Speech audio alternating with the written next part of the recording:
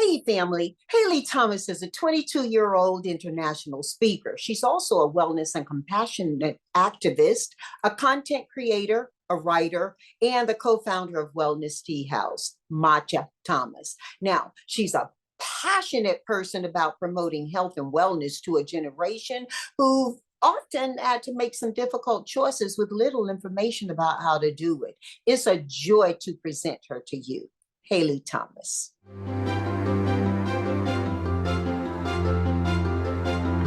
Haile, life happens so quickly today, and we live in a world that's filled with instant information and connectivity, yet many of us, especially younger generations, have to navigate through a lot of garbage in order to find kernels of whole information. Now, you founded your nonprofit, Happy, and that's an acronym for Healthy, Active, Positive, Purposeful, and Youth. Got it right? Yes, yes. You found it Happy when you were 12 years old and you wanted to redefine youth empowerment through free holistic wellness education, as well as plant-based nutrition for at-risk communities. How did you have the awareness to even think about doing this, let alone the knowledge of how to do it? Yes, well, I think it roots back into really my story and how I got started in the wellness space. My dad, when I was around 8 years old, he was diagnosed with type 2 diabetes. And coming from a Jamaican family, we love food, we love cooking. But I think oftentimes with traditional foods, we're not necessarily paying attention to the vegetable intake or things like that, and just kind of following what has been passed on, within generations. And so when my dad was diagnosed, really, my mom spearheaded us kind of looking into alternatives for the medication he was prescribed because it had just like ridiculous side effects, internal bleeding, nausea, death. Like these were things that we weren't willing to risk for him. And so my parents are both very curious people. And so I think that has been a quality that has really strengthened my own endeavors over the years. So my mom was like, there's got to be an alternative. And that's when we started looking into food. And so she really included me and my little sister in learning about the food industry, factory farming, genetically modified ingredients, reading food labels. All of these things became this like toolkit for me when I went out into the world and decided how I was going to nourish myself. And so with this foundation of seeing how food information, nutrition education empowered me, I, would go to school and see like my friends, they don't know what they're putting into their bodies. And I feel as though it's our birthright to be informed of how we're taking care of ourselves and to at least make an informed decision. And so that's what really inspired me to start going into my community, doing just like cooking demos. This was all just based on my like personal experience cooking with my mom. And from there, it just really began to grow in such an unexpected way. And it's unbelievable and such a special thing to be sitting here today after, something that was so personal, such a personal event with my family, and getting to share that love for my dad and for wellness with thousands of people around the world. As I'm talking with you, I'm sitting here in the South, the Southern United States, and we're known for a certain type of cuisine regionally. And then locally, that cuisine can often change as well. One of the things that I notice is that there's a consciousness here today that wasn't there, say, 20, 30, 40 years ago. When I was growing up, we naturally ate because we grew the food that we ate. We couldn't afford to shop for it. Today, growing food is quite a luxury in and of itself. You're addressing a young community. I think your message is good for all of us. In particular, though, that young community you're addressing tends to give a lot of focus to social media, where how one looks is often more prized than how one is actually feeling or living. So you've got an added hurdle of social media. You've tended to take that as a power wand, though. You talk about your toolkit. You utilize that not as an enemy, but as a friend to your messaging, don't you? Yeah, I would say that I think, of course, social media, there are so many benefits and, of course, so many drawbacks. And this is also a big part of my work, and my message is just for mindfulness to accompany us wherever we go in life.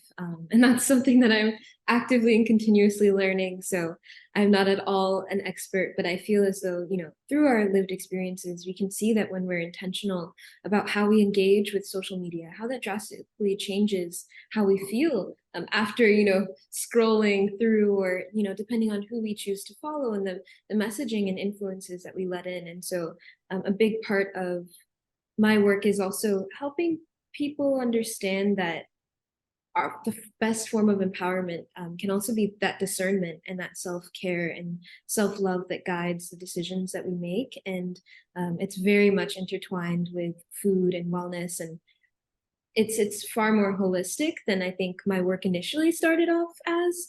When I came across these obstacles, such as social media or mental health and burnout, this kind of cycle of overworking that many of us find ourselves in, I realized that I wanted to broaden what I was talking about and the advocacy work I was doing, because I feel like whole human wellness is so important, and it doesn't, start and end at food and exercise. It really expands into our relationships, our communities, the ways we're engaging with online spaces. And it's always like a pendulum swing, right? And I think it's finding that balance, or at least trying, and applauding ourselves for having that intention of care can be really helpful. So I think with social media, I've been trying to use it as a tool of like dismantling these ideas about our bodies, our wellness, that have been rooted in ego in a lot of ways, and seeking, external acceptance and things like that,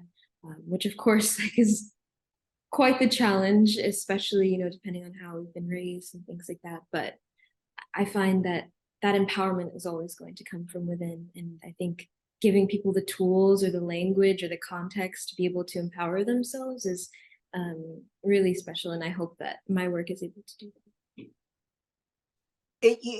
Your work is immaculate. I really enjoy knowing you and learning about you. And one of the things I learned is that in 2017, you became the youngest graduate from the Institute for Integrative Nutrition as a certified integrative nutrition health coach. Now, you were 16 years old then, and then in 2020, at age 19, you published your debut self-help cookbook, Living Lively, with HarperCollins. That must have been thrilling. How intentional were you in your messaging to good food, and what was the whole experience like for you? Yes. Well, I've always dreamed of being an author. Even when I was way younger, I would like write stories, and just I knew I wanted to publish something like that. And I think books are so dear to me because they, are kind of timeless in a way. They don't necessarily like lend themselves to trends. They will exist for a long time.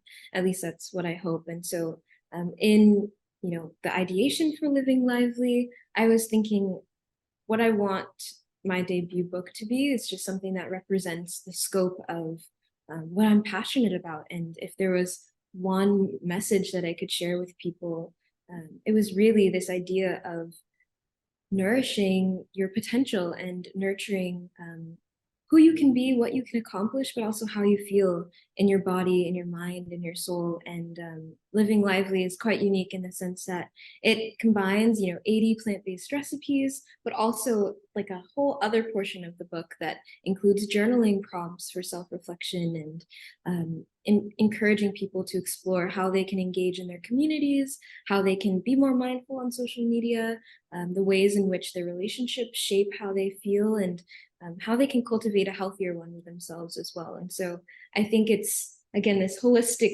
pie is what I really love presenting and sharing about, because there are so many interconnected parts of our well-being. I mean, almost every element of our lives really, it contributes to how well we feel. And I wanted to create like an introductory kind of book like that for my peers, but also for people who may not have had the capacity to lean into self-care until later years in their lives. I know there are so many sacrifices that people make for their family, for their stability and home life, and oftentimes that sacrifices ourselves and our wellness. And so it's really just like a gentle invitation for people to think about how they can really engage in their health with an aura of love instead of restriction or self-hate or doubt, but really just something that feels like a journey that we're embarking on and continuously exploring. Well, you get us straight now. Was the reversal of your father's type 2 diabetes tied to the food changes he made? Or how do you justify that into the conversation about food and health overall as you're teaching, in particular, young people? Because there are a lot of cases of youth having diabetes, aren't there? Yes, yes, yes. So for my dad, we were able to completely reverse his condition without the use of medication. So it was just changing our diet and lifestyle. He was always a pretty active person, like playing soccer, but really it was the diet portion. And so we were like primarily plant-based by just really eliminating like refined sugars and complex carbs, things like that. I mean, simple carbs, we were really cutting out like white rice and pastas, which were really prominent in our diet for a while. Red meat, we had reduced that and we're just doing like fish and vegetables. And so about a year or so of like consistently eating that way, we were able to completely reverse his condition. And so I think to me, it was such an illumination of the power, the healing power and potential of our bodies, that it always wants to return to health. And it's just if we give our bodies that extra support and nudge, really incredible, like miracles can happen when we are allowing our bodies to flourish and thrive by creating the right environment for it. And so when I saw that firsthand, I was like, there are so many people who don't even know that food and wellness are options for them. They think that they need to be indebted to this medication for the rest of their lives. And while, of course, health is very personal, and so it depends case by case, I think that doctors and wellness professionals should always be,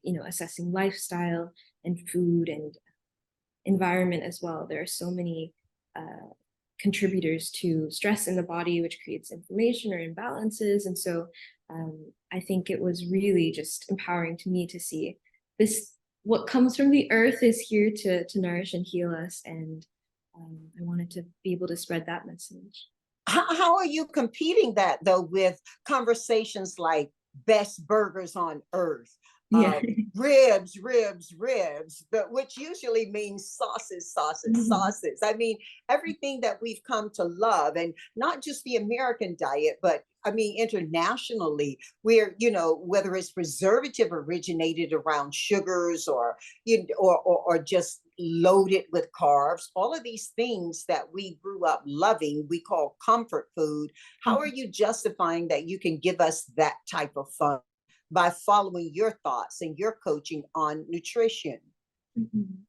I mean, for sure, all of the delicious comfort foods have appeal. They have, we have memories with them. They're comforting to us.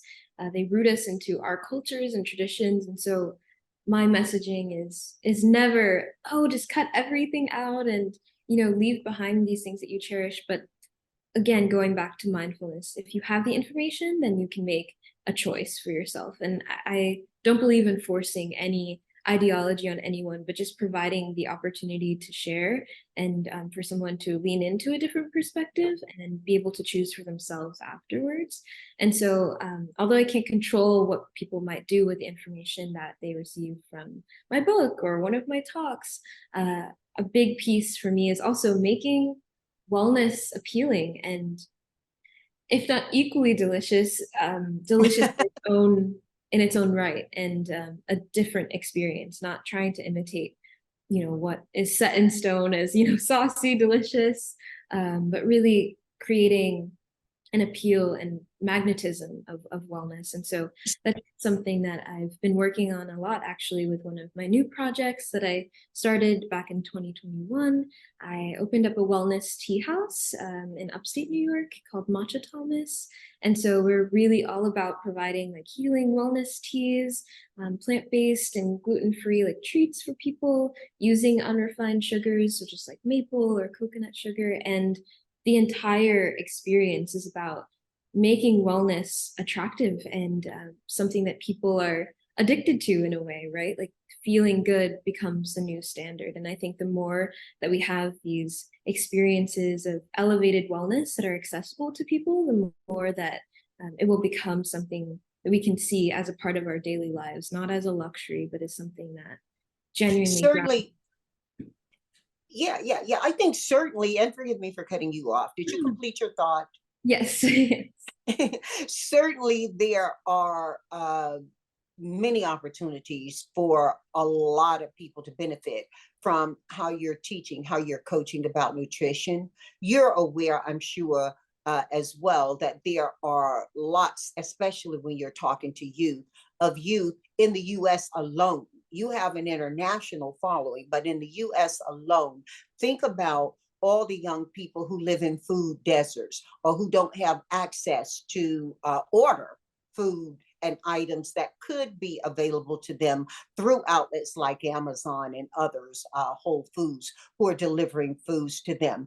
Share some nutritional tips for our listeners who are working with communities like this. Many of the women I know and many of the people who I integrate with through organizations are reaching into these communities, and accessibility and availability are critical for them. How do they integrate your coaching into their nutritional lifestyles? Yes, I'm very aware and sensitive to the variety of levels of accessibility with food, and it's so disheartening again because a lot of these barriers to well-being are systemic and quite large in scale, and it's overwhelming for a lot of people who do nonprofit work or advocacy work, and so oftentimes the best solutions that we can provide is, okay, you're in a food desert, the closest store to you is like a gas station or a corner store. What can you do there? And oftentimes what's recommended is, like, if you can get canned vegetables, frozen foods, those are always better alternatives than, let's say, um, chips with yellow 40, or even if you do buy those products, right, reading food labels is a really great way to understand, okay, what's the lesser of two evils here, and just deciding to pick the cleaner label if there is one available.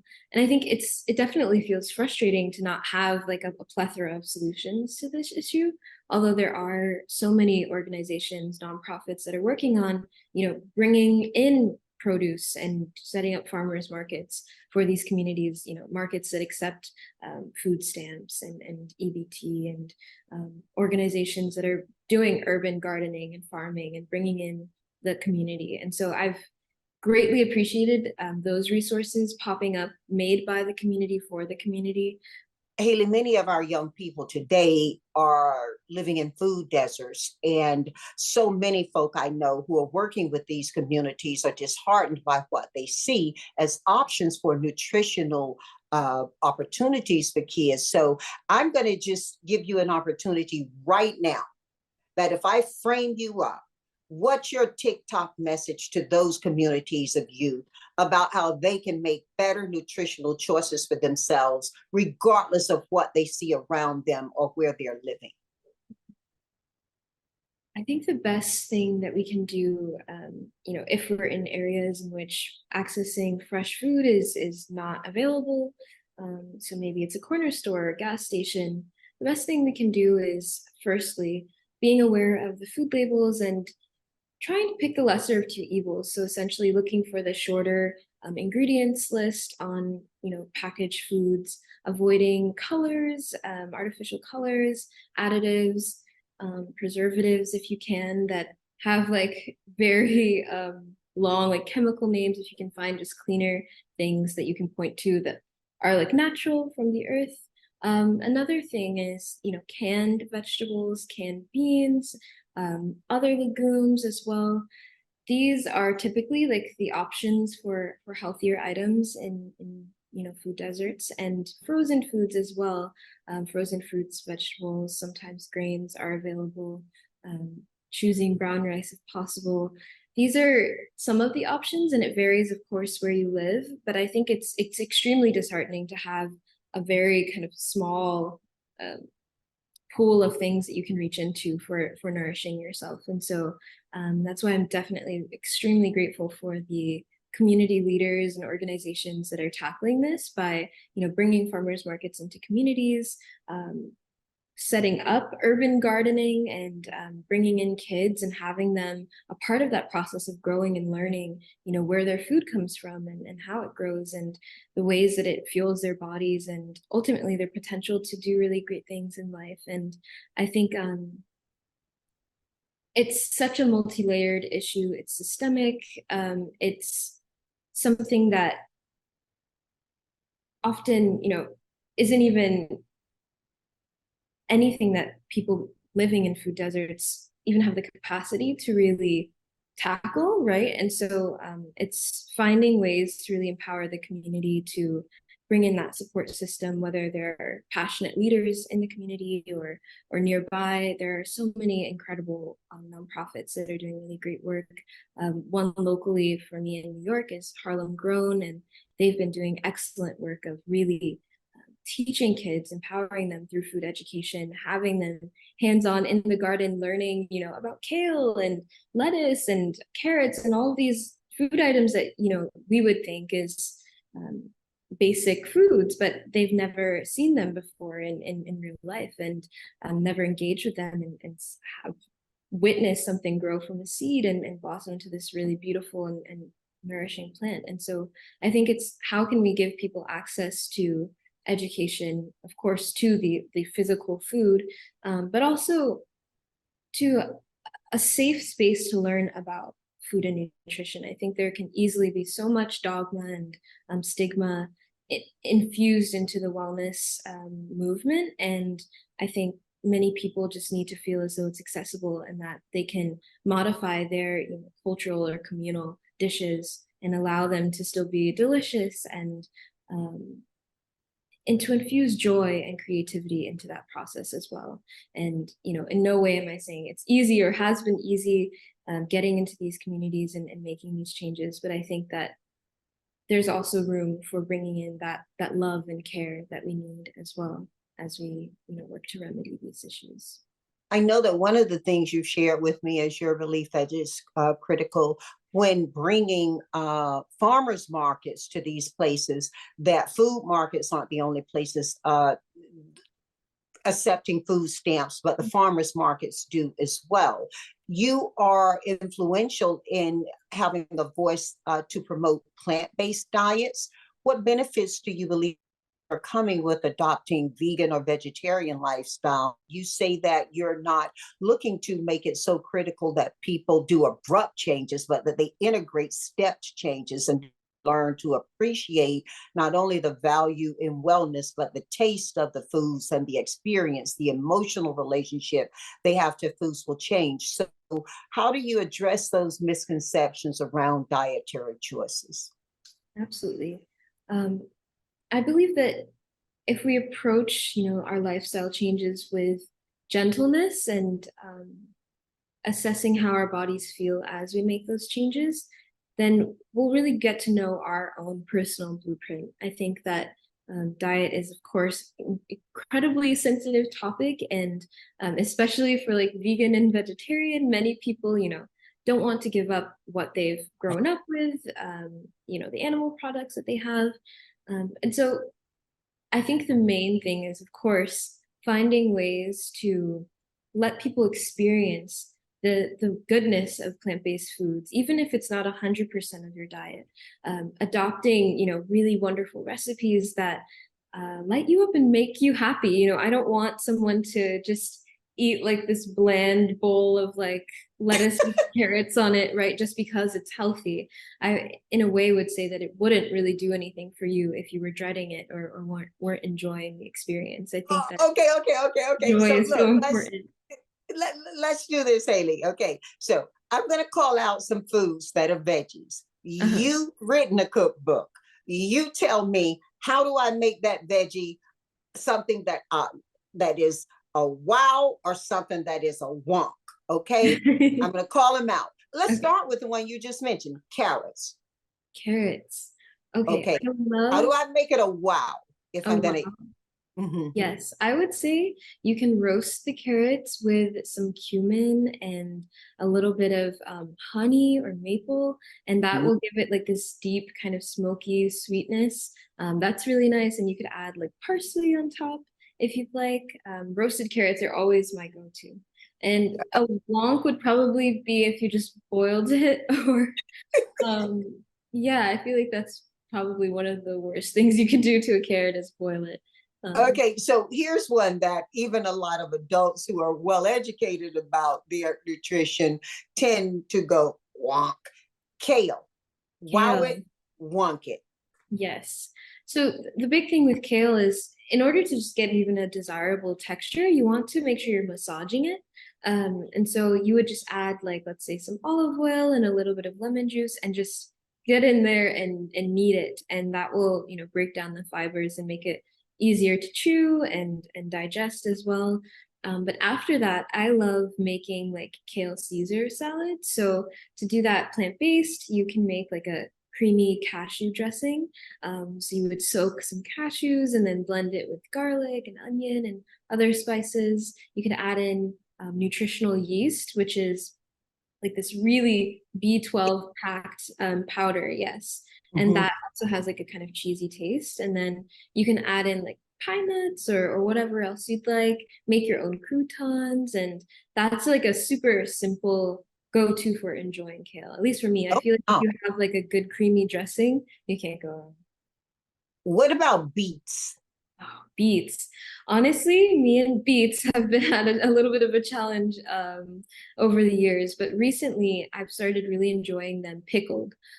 So you can actually, I mean, some places they have them pre-pickled, but when you buy it, from the store, of course, there's a risk of there like being added sugars and things. And so you can do quick pickles with the beets, but essentially, it's like vinegar, add in a little bit of, let's say you could add maple or coconut sugar or whatever you'd like, some salt, and then basically just have that sit in that brine for like overnight for a quick pickle. And I love like tangy foods. So having the pickled beets with some parsley and like a little bit of toast and avocado, that's been my go-to recently. Roasted beets are also really, really nice too. And even when I'm in California, I can't get myself to love avocado. So I won't Yeah. ask you about avocado, but there Okay. is Okay. one veggie I got to ask you about because people from my neck of the woods who grew up in Carolina, as I did, and I think now internationally, are familiar with collard greens. Yes. And when we grew up, collard greens had as much meat as it did green in it. Mhm. What about collard greens? Yes. So my mom, she actually makes this really wonderful um, yeah, I guess it's like a greens stew with collard greens. We call it beans and greens. And so she just has like all the collards, cooks them down with onions and garlic, and then she adds in like any kind of beans. So you can do kidney beans, you could add in like white beans. She'll add that in with it, and then you can add more like if you want nutritional yeast or like a plant-based cheese or cheese if you'd like. And with all of that together, it just cooks down into like the most comforting, delicious, like rich dish. And it's one of my like all-time favorites. That's a really wonderful way to use collards. You could also swap it out for kale or do both. But yeah, that's a good replacement for collard Well, greens. we're sharing with our family your cookbook. I don't know if any of these items are in there, but just to make sure they get the name of the cookbook while we're talking, why don't you share that right away? Yes, my cookbook is called Living Lively, and it features 80 plant-based recipes to fuel your potential and to nourish your body, mind, and soul. And it's a very like experiential book, and it'll be a journey. You can use it just as a cookbook solely, or lean into other parts of the book. And also, I wanted to mention, I think what I admire so much about your work is how much it's rooted in community building and uplifting women, especially. And so in the book, it also features the stories of a few of my peers and friends who are doing really incredible things in the world, and they share some of their experiences and insights on how they've been living lively in their own lives, and how that's supported them in showing up in these really wonderful ways in the world. So it's also just very inspiring to lean into their stories as well.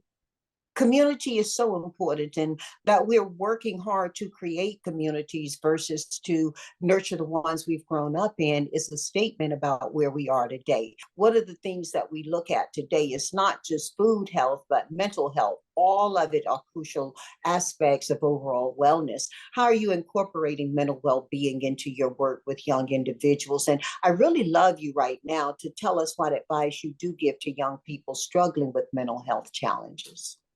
Yes. For so long, because I started my work when I was around like 10 or so, I didn't have the capacity to understand the importance of mental health.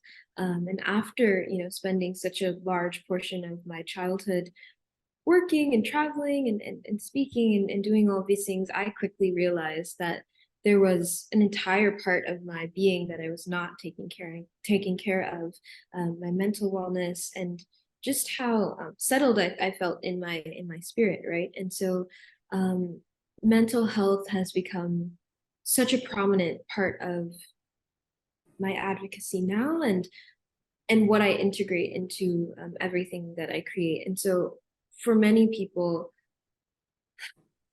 our mental health is a scary kind of topic. It's something that we want to avoid reaching into because it's deeply tied into our emotional well-being and how we've been raised to process difficult moments and experiences in our lives, and the feedback that we receive from the people around us, how they've spoken to us often becomes our own internal language. And so a major piece of advice or a tool that I always recommend is journaling.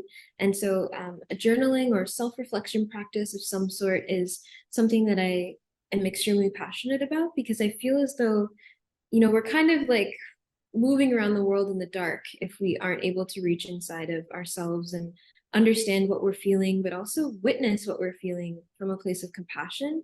And I think for many of kids in my generation, but also in generations older than us as well, there has been this instillment of resilience that sacrifices self-love, and it's resilience that beats down on us and makes us feel as though maybe we're not good enough or we aren't capable, that we can never meet certain expectations.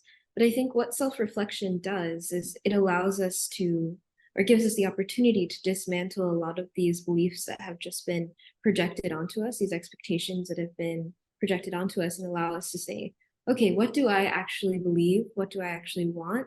How do I want to feel living in my body, living my life? Do I want to feel as though I can give myself the grace to tumble and to get back up again, and to look at these ideas of failure not as something of detriment to who I am, but just as a stepping stone and a part of learning? And I think that is so freeing when we are able to accept ourselves wholeheartedly. And I think a lot of mental distress, emotional distress, comes from this rejection of just who we are at our core, what we feel, and not wanting to lean into those things. And of course, there are a variety of mental illnesses and challenges that we can face. And so I'm always recommending seeking a professional if that's what's needed. If you feel as though you can't, lean on those tools on your own, or need a support system. And sometimes the support system may look like, a professional, or it could look like community, people that you trust and feel as though you can talk to. But for me, I've really found writing and moving through my experiences, it kind of pulls you into like this third person perspective, and you're able to cradle yourself in more love. And it's definitely a process. And I feel as though I'm just now understanding what it means to give myself wholehearted acceptance and patience as I just move through life, and as so many things change within and around me, and finding ways to each time show up more gently and with more kindness towards myself. And so I'd say journaling practice, you can just start with like, how am I feeling today? And if nothing is coming up, then you can say, okay, how do I feel about not knowing how I feel? Or why, what could be the barriers to understanding how I feel? And I think there are always, it's like this process of curiosity as well. And that's like my number one recommendation. I love that so much. And, journaling, when I was a little girl, people used to keep diaries. Mm-hmm. Journaling is so helpful. It helps on a lot of levels. Today, a lot of young people are using and we talked a little bit about this earlier, the good of it. Today, a lot of young people, though, Haile, are using their social media as a way of journaling. How do you advise them around the care of that? As you speak to journaling, I intake that it is something that allows you in a personal and safe space to explore openly without threats or the implications of doing that in a very public, uncontrolled platform. Are you talking at all about that in line with mental wellness? Um, I think I know you yourself said you're not really into it in a deep way that way. Um, I think I use my platforms as sort of a diary or a journal in a way. I think if that is your intention to share your journey and your experiences and the insights that you've gained, I think it can be a really beautiful thing when you share your experiences and see so many others also relating to and resonating with what you're moving through. I think it's incredibly grounding because it reminds you that we're all human beings just trying to like figure everything out. And I think that's a reminder that often helps me move through, it requires a lot of trust too, though, doesn't it? Because you're sharing it out into a space that some love may come back and some love may not come back, but you don't know where it's gone. Huh? Yes. And I've definitely had my fair share of hate comments and people misinterpreting, maybe what I said or interpreting it in just a different way. Maybe it wasn't. And how do you manage that? How do you manage that? For a long time, it bothered me a lot. And I felt really upset and I wanted to defend myself. But in recent years, I realized that if I'm proud of what I'm sharing and I feel as though it's representative of who I am, there's nothing that I should be ashamed of, unless I am directly like harming someone. Then of course, if I'm like corrected, then I would need to acknowledge that. But I think realizing that I'm not ashamed of my vulnerability, even if maybe it comes off as like strange or awkward or cringy or whatever to someone else, I have to honor my experience. And so it's been a process of decentering the external validation that has been center stage in my life for so long, but also for many of us. We do things for acceptance and approval and to feel as though we're doing things right. But I realize that I really need to become my own guiding force and my own validator. And although that's been a process and I've spent many nights crying about something that someone said or, mean comments, I think this is also reflective of how helpful cultivating a healthy relationship with myself has been, because it's allowed me to feel that way. You said something. You talked about feeling ashamed, and many people in the mental health space are working with individuals at all levels of success, at all ages, across many disciplines. The power of shaming.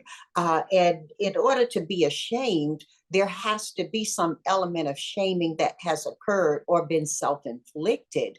When we talk about food wellness, nutritional wellness, and we talk about the things that help young people as well as people mature like me to live our best lives, oftentimes we forget about the power of one's physical appearance to how shaming can start to penetrate and get deeper and become that circle. Are you seeing any of that with the young people you're working with, in terms of how food to mental creates a circle of power or creates a circle of, basically whirling out of?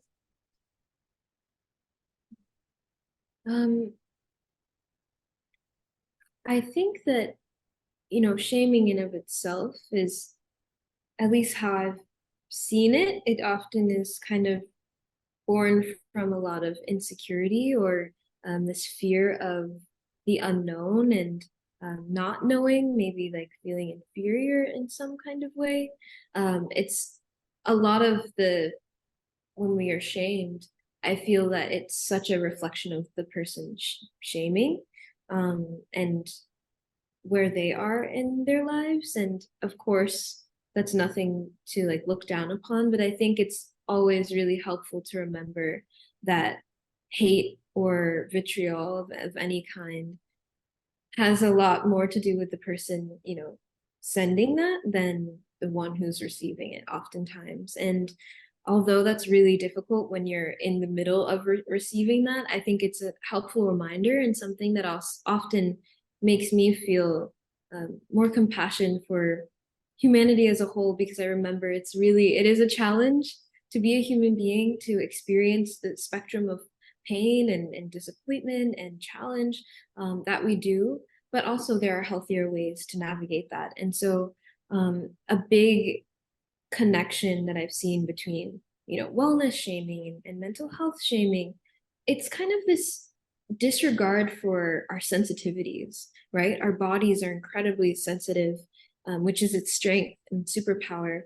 We're all incredibly unique in design and in genetics and function.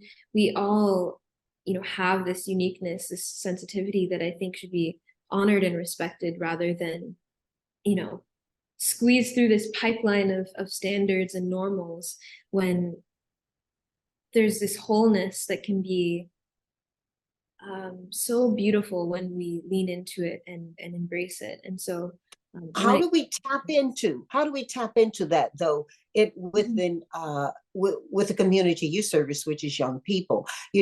I just left Los Angeles, where I had a quite engaging visit with one of my clients. And during the course of conversation, we talked about what we'd done over COVID. And one of the things that I shared was that my son had on several occasions offered to teach me to swim. Now, I own several homes, and each home has a swimming pool or a swimming hole attached to it, a pond or a pool. And I don't swim. And so he asked me, well, why not? And I said, because we were talking, he asked the question about bucket lists. You're familiar with bucket lists, right, Haley? And so I said, on my bucket list is to learn to swim. And over COVID, I had great opportunity to that, because in, driving into our family home, there's a pool there. My son had offered to teach me to swim. Well, Haley, when he asked why I didn't swim, it's something I've shared before, and it really touched me differently in that moment, because I had to share that I grew up in the Deep South. There was a community swimming pool where during the summertime for several weeks it would be open, and we could all go down and learn to swim. As a matter of fact, I have a sister who was a lifeguard. I never learned to swim. As one of 11 children, 6 girls, 5 boys, I was the one who got what we call the nappy hair. And you're familiar with that term, nappy hair, right? Now it's loved and everybody wants it, and people try to get it, or they buy wigs and, pieces to insert to have that look. I had it naturally and did not like it. And you'd be teased, oh, nappy head, nappy head. And so I didn't learn to swim because I didn't want that long walk home from the public swimming pool to my house with my hair messed up, right? And I carried that type of shame about my hair throughout my life because my five sisters were all beautiful women with what we call good hair, Mm. hair that was naturally straight or softly curly. And I carried that burden for a long time. I never learned to love my hair. I remember when Whoopi Goldberg did her comedic skit. I don't know if you've ever seen it, where she puts on the white shirt, the white blouse, and it's her long blonde hair. She imagined herself. If you haven't seen it, ask your mom to help you find it, or you search it up. It speaks my truth. And so I carried that kind of shame with me. What I'm saying is that there are ways that we carry shame that impact us that can be debilitating. Fast forward, I now own a home in Southern California. I had a neighbor who had been an Olympic champion for her country in Korea, and she had a baby. I taught her so much about how to care for a child, in a Western way. Mm-hmm. And as our children were learning to swim in my pool at home, she'd bring her daughter over to learn to swim. And one day she said, I'm an Olympic champion, but I never learned to swim. I want to learn to swim. Do you know I still carried the shame as a parent that I had carried as a young child around my hair, that I didn't want to get in the pool with this beautiful Olympian from Korea as she learned to swim in my swimming pool, and I didn't take advantage of it because of shame. So I guess I'm sharing with you that it can go deep, and it can occur for many of us in many ways. You've had the opportunity as a speaker to connect with diverse audiences. What are some of the key messages that you're able to convey during your speaking engagements? And are you able to touch into maybe some of their shame or their places of weaknesses to empower young people? Well, I think one of the most powerful tools is vulnerability, of like you sharing that story and experience. I'm sure so many of us, including myself, can relate to that. Regarding natural hair, and I'm so grateful that now there's this embrace of our natural hair and the varying textures and everything, because it's so valid. But again, acknowledging that we never chose that, right? We didn't choose to have this stigma surrounding natural hair, and this perception of it as But bad. here's the question. Here's a question. Let me ask you this. We didn't choose to have the nappy hair, but given the choice, now would we choose to get the nappy hair? Mm-hmm. I mean, I guess it varies from person to person, Yeah, honestly. It's yeah. just knowing where that choice is rooted from. If it's rooted from rejection of our natural selves, or if it's genuinely a preference to something else. Maybe it's easier, because sometimes I feel that way.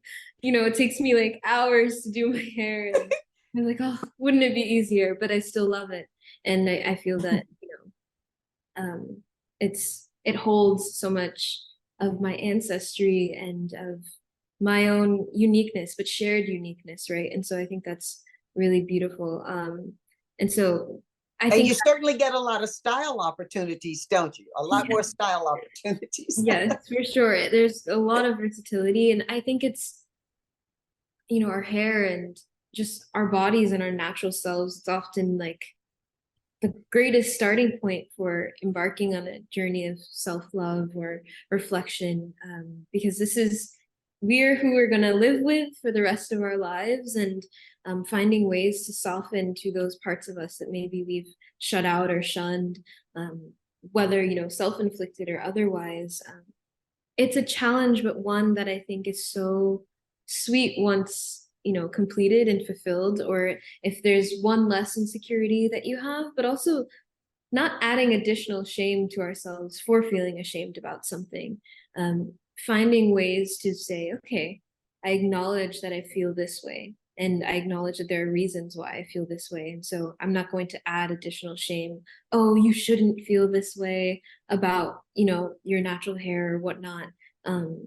Because yeah, our stories are so complex, our influences are so complex, and you know they're also our environment is such a key part of that experience as well. For me, I grew up in Arizona, so I was, oftentimes the only like Black kid in my class or at school, or, it was very hard to have peer-to-peer like relationships like that.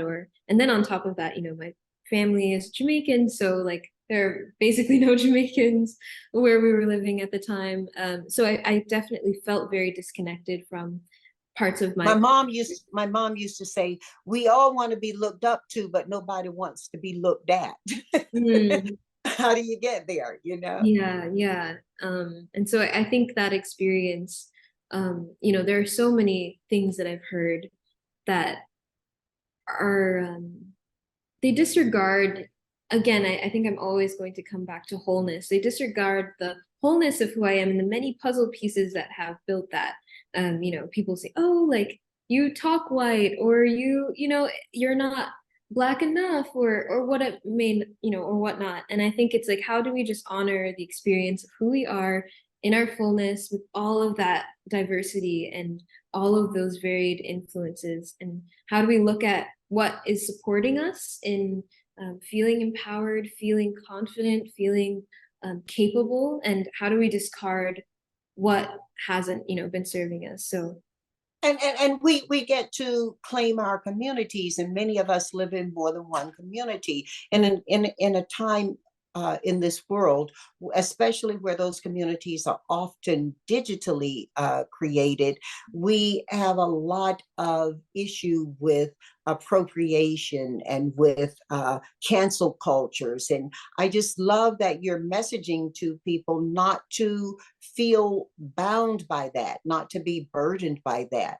You talk about living whole lives. Another part of how we live wholly is to acknowledge climate change. And I think all of us are experiencing that to some degree. Right now, you're in New York, and so you're experiencing some of the impact of the fires that are occurring in Canada. I'm sitting in my country home in North Carolina, and North Carolina is experiencing some of that as well. Climate change is happening everywhere. Sustainability has become a pressing global issue. Most often, and I think especially these last few weeks, we're thinking of climate change in terms of weather, but we don't make the mental shift of climate change's impact to food. How do you integrate environmental consciousness into your teachings and encourage young people to make eco-friendly choices in how they live? yes, I I believe that a big piece of why my work centers plant-based eating is partially in part really about climate awareness and mindfulness, eating plant-based foods, eating locally, supporting local growers and artisans. All of those things support those community-based food supplies and those businesses that are cultivating the food that will actually support humanity. And I think it's imperative that we remember the interconnection of everything that we do. And so when we choose like a plant-based or mostly plant-based meal, that is directly impacting the industries that are being supported, and therefore pushing industries in different directions. So for instance, with like the rise of plant milks like oat milk or almond, soy, whatever it may be, especially with oat, that has taken over. It's become like the kind of the standard now, and so the dairy industry has taken a hit. And so I think it kind of shows how, as consumers, we have a lot of power just through what's on our plates and what we're consuming. And in many ways, it's like our vote, right? It's us saying, hey, this is what we want to see more of, to support. And so I think, yeah, it's always really important to be mindful of that. But also, when speaking of climate change, I think one thing I'm always wondering is like, why aren't we more passionate about this? Why do we feel so passive as a collective? I mean, there's only so much that we can do to begin with. Most of the major climate impacts are coming from these large corporations, exploiting the earth and its resources. But I also think about like when, I'm driving somewhere and I see someone just throw like a plastic bottle out the window onto, some brush or whatever it may be. And I think, what level of disconnection from the earth does it take to be able to do that and to um, engage with the natural world in such a separatist way? And so really, I'm also just very big on just get outside and form your own relationship with nature. Remember the relationship that you've had since birth with the earth. That connection that you hold is so sacred. Haile, I love what you're saying there. Very often I'm encouraging people that one of your strongest forms of currency is your vote. And I like that you take it to the next level of speaking to what's on our plate being our vote. Will you please also talk a little bit about how you define success? I think that's really important at this point in our conversation, to look at what success means to you.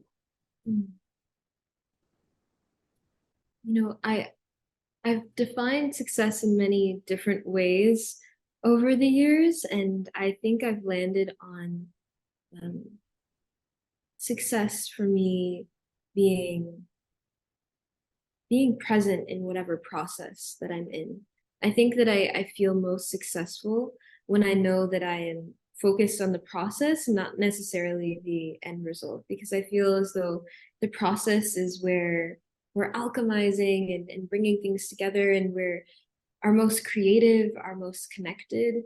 And I think that oftentimes it would have been reversed for me, that the end product would have marked success.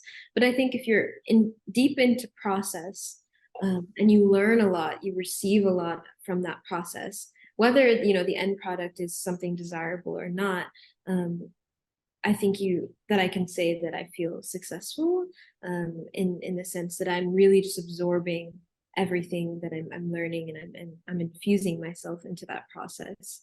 And so that has definitely been something that has been guiding me over the past few years, is just how can I remain intentional and authentic with the processes that I'm engaging in. And that also includes, for self-care, for health and wellness, for food. It's like, am I trying to get to this end result of like a certain image or body type or, this external goal, or am I learning and growing and feeling myself get better through this process? And I think it also helps me feel like I have a bit more grace to figure things out as I go, and to really accept that process.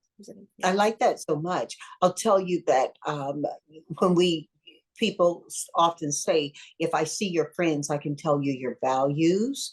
Mm-hmm. When you think about how you've achieved the success you've had thus far, some of that has been through the power of mentorship, I'm sure. And I know that mentorship is critical to personal and professional growth. Who've been some of your mentors or role models? How have they influenced your journey? Yes, I feel as though it has been challenging over the years to find mentors who aren't afraid to really create like these intergenerational connections. And I think there's so much innovation and wisdom that comes from the community formed by several different generations. And so because of that, my mentorship pool is a little small, but I'm so grateful for who I do have. There's a woman, her name is Lisa Mayer, and she's the founder of a Web3 company called Boss Beauties. And she has been a huge inspiration to me over the past, like 10 plus years that I've known her. And she's all about like empowering young women and girls and allowing them to really see themselves thrive and see their dreams beyond the limitations that may have been projected onto us. And not only does she provide, the stories of other women as role models, but she also really leans into these young women and girls seeing themselves as role models just as they are, and for living, authentically in their truths and in their gifts and interests and passions. So I really appreciate and love Lisa so much. She's taught me a lot as I've been building my company, Matcha Thomas, and working on expanding that and finding ways to welcome people into, the cafe experience. Lisa Mayer, she's wonderful.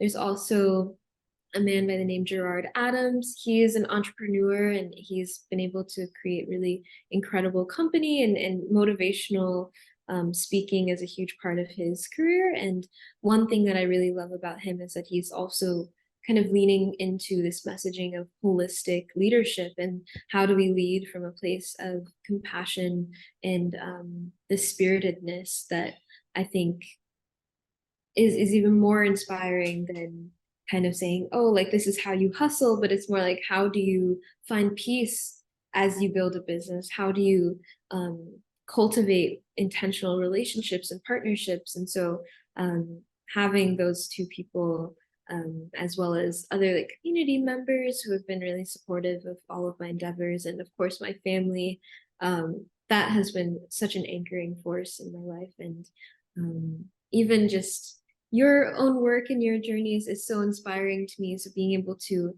look up to like individuals like yourself, and again, to see you are a whole human being, a real person who has done just incredible things, but has maintained that authenticity and that true like personhood. And so it's wonderful to have examples like that, because I've definitely seen, successful people and unfortunately they've lost themselves in that path and that process. And so I'm always thinking, okay, how can I look to these leaders as people who are modeling, success, but also care and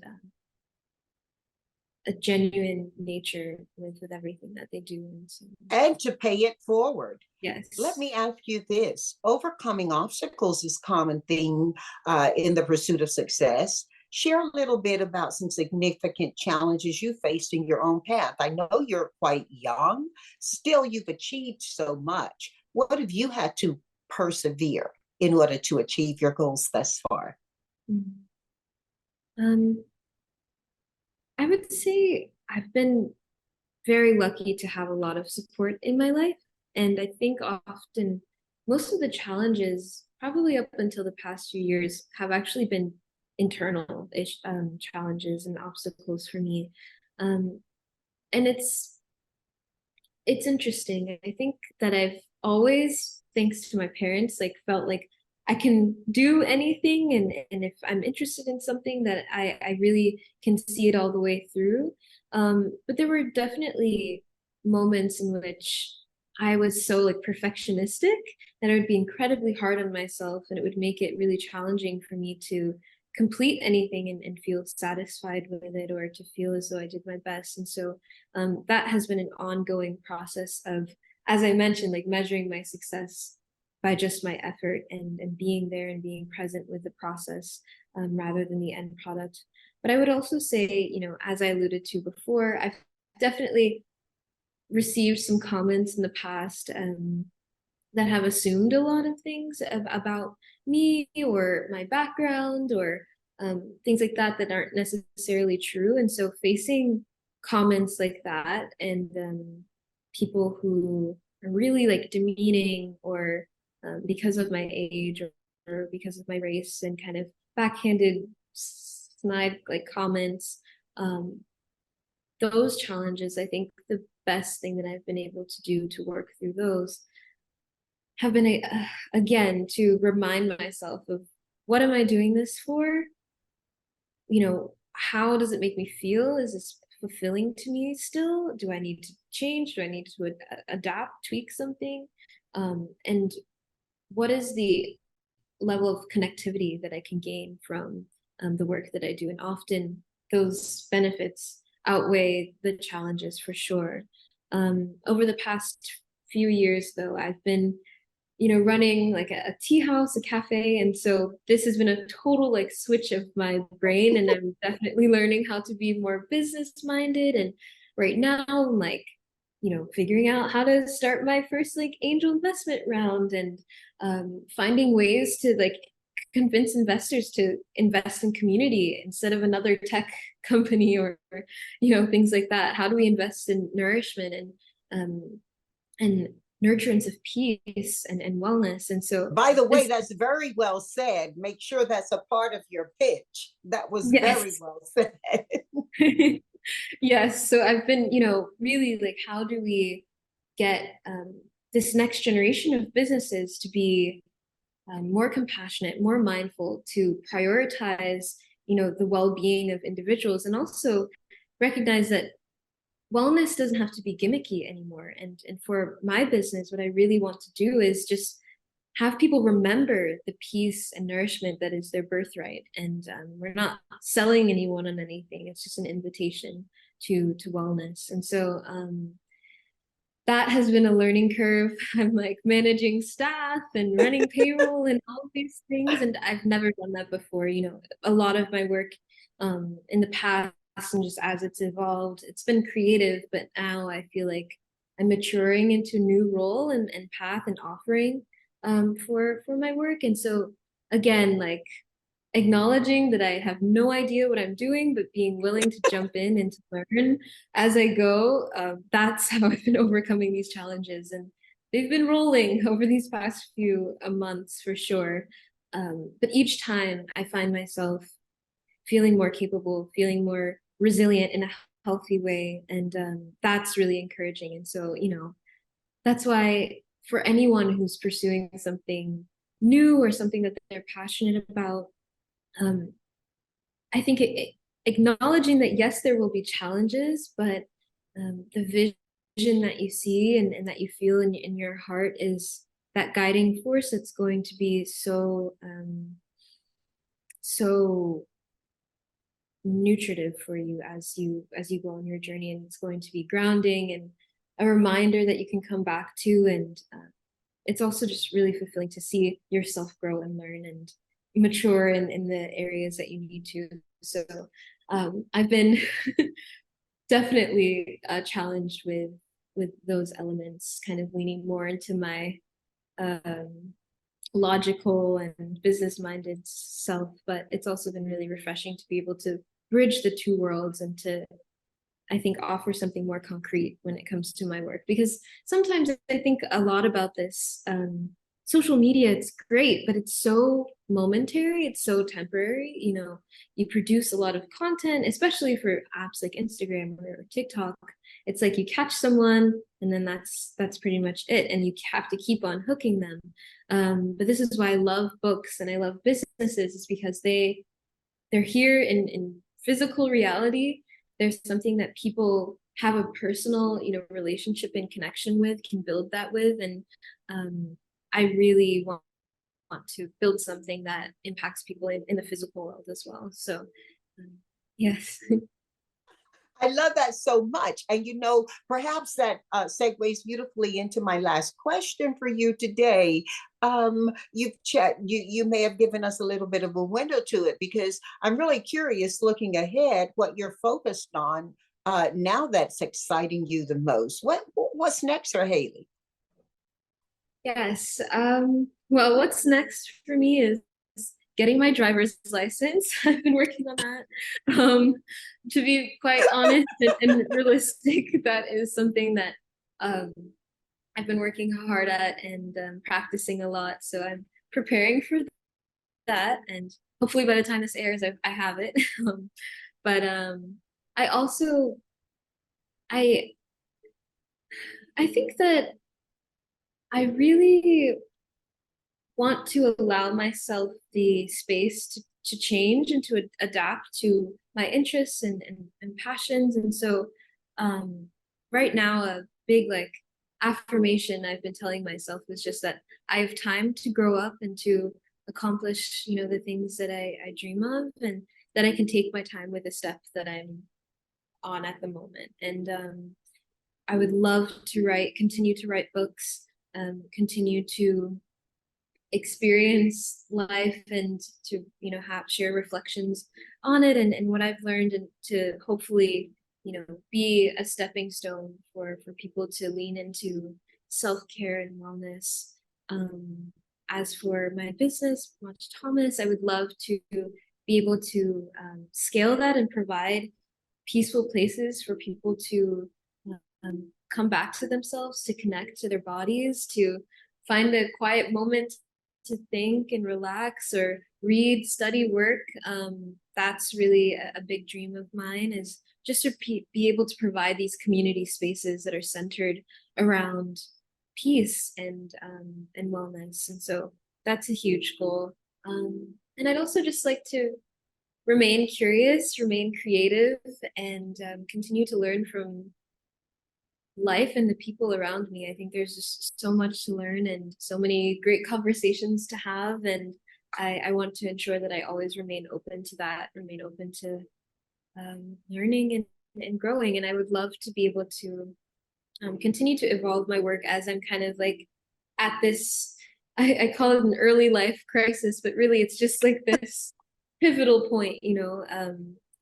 I've known myself for so many years through the lens of my work and how I'm perceived by, you know, by other people as like an anomaly for so long, and because of what I was doing and how young I was. But now I'm getting to know myself just as myself, and to be able to see how that acknowledgement of who I am at my core is actually how I'm going to be able to create my best work. And so that's all very exciting. I'm just happy to be here. Happy to keep. It'll be a joy for me to continue to be witness to your journey and to be of help, if I may, at any time. Hey, are you ready for 4 for 4? Yes, let's do it.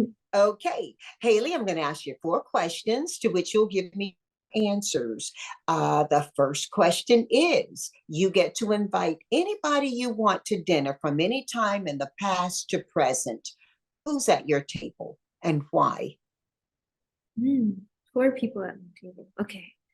The first person that I'm inviting, I would say, is Mo Gauda. He is, or he was, the former, I want to say, CFO of Google X. So he's like an expert in AI and things like that, but he also is a big advocate for happiness. And I've, over the recent, you know, few months, I've been really learning a lot about his work, and I think his perspective of technology and humanism, and how do we make choices now that will cultivate joy and fulfillment into the future. I would love to just hear him speak about his thoughts and kind of this precipice that we're at right now with technology and our society and humanity. Okay. Another person I would love to have at my dinner table would be, I would say, Neville Goddard.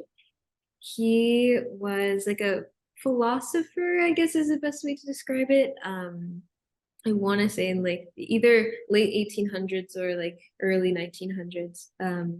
He spoke a lot about the power of self-belief and the power of your, of course, like your mindset and how you perceive the world, essentially creating the world. And so I've learned a lot from his teachings of like audiobooks and anything that I can find over the past few years. And I would love to be able to be around that kind of wisdom and perspective. And because I think sometimes, you know, in those challenging life moments, we feel like we don't have a choice and that we're kind of like a victim to our situations. But I'm also a believer in who we are being a reflection in our world and who we're around and the opportunities that flow to us. And so I would love to be able to dive more deeply into that with him.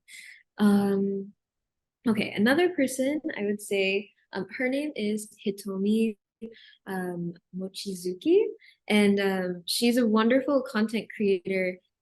She's like makes YouTube videos on mindfulness and self-love, and just has a really beautiful journey of transforming a lot of trauma into just a beautiful life that's so grounded in nature and empowerment through self-acceptance. And I've admired her for so long. She's a little bit like closer in age to me, so I look to her as like my online like big sister.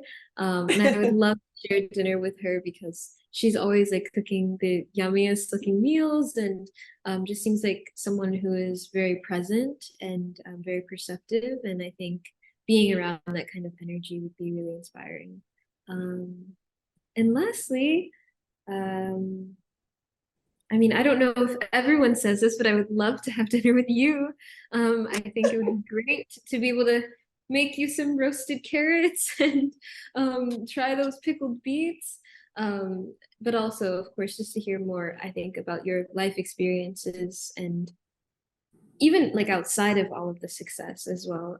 Really, I would love to hear more about how you see the world and how you've translated that into your forms of expression and outlets for building community and such.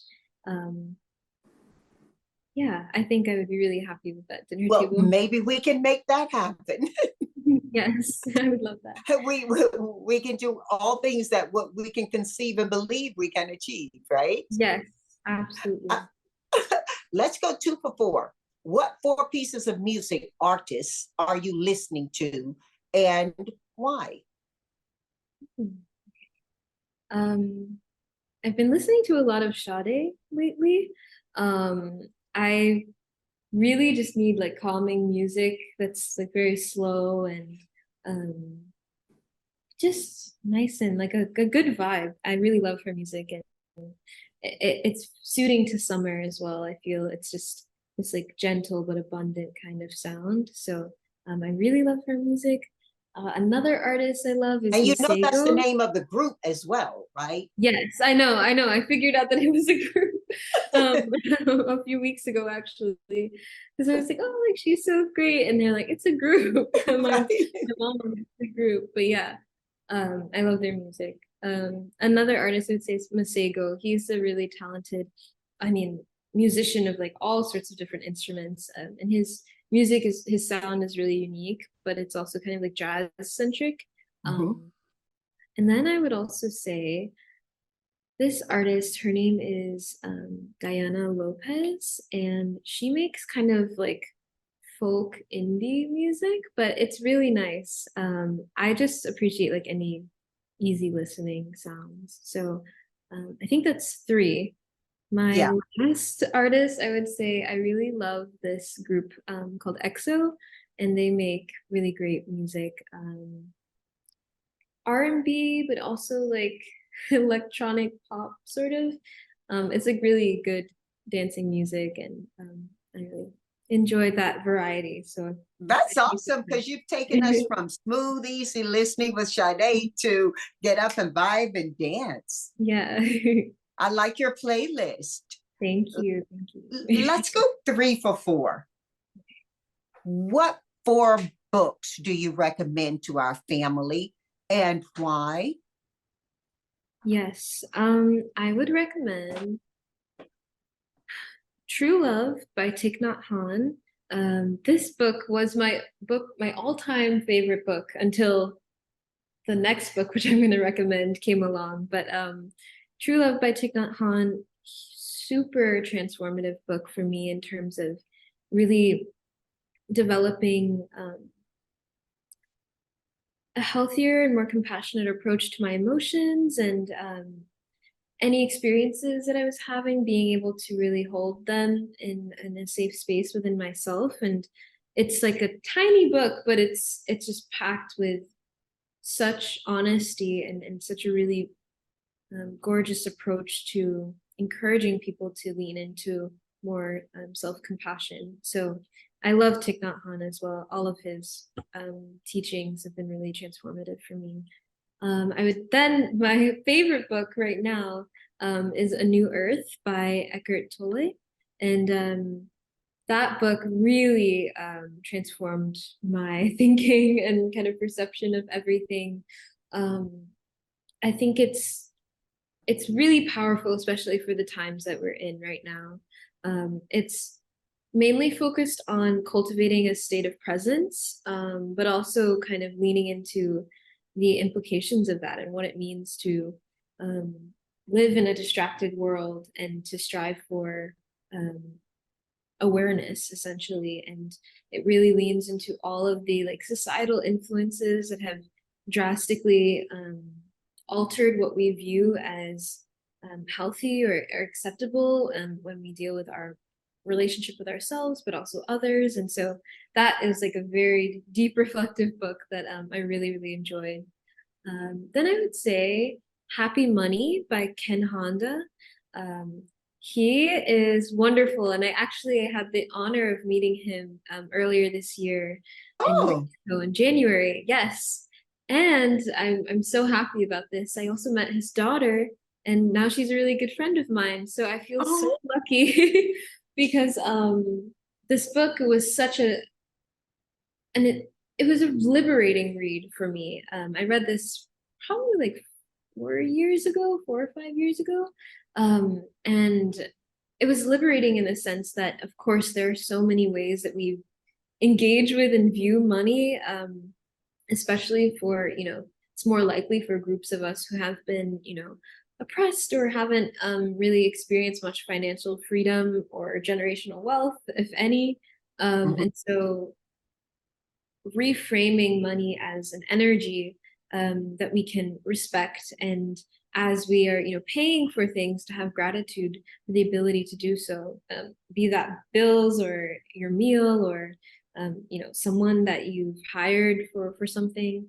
Really, again, it just really, all of these books lead into mindfulness, but having that awareness of the energy that you're attaching to your money that you receive and that you give. So that's a huge one, and that Ken Honda, he's a really, really inspiring person.